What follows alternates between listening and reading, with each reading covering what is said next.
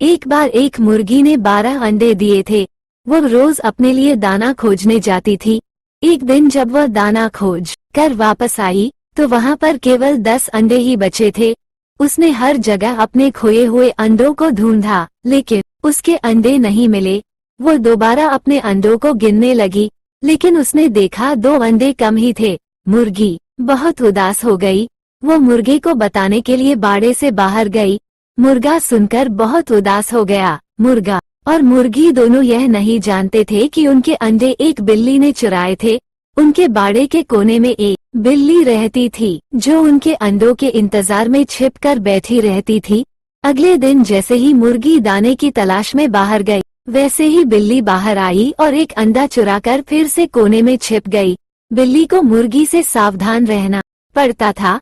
वो मुर्गी के जाने पर चुपचाप अंडा चुराकर खा लेती और मुर्गी के आने से पहले ही अपनी जगह पर आकर छुप जाती। मुर्गी ने वापस आकर देखा तो फिर से अंडे गिनती में कम निकले। अब मुर्गी को चिंता होने लगी कि उसके अंडे आखिर जा कहाँ रहे हैं। उसने मुर्गे से पूछा कि हमारे अंडे कहाँ गायब हो रहे हैं। मुर्गा बहुत आलसी था। उसने मुर्गी की बात पर कोई ध्यान नहीं दिया और बहाना बनाकर वहाँ चला गया।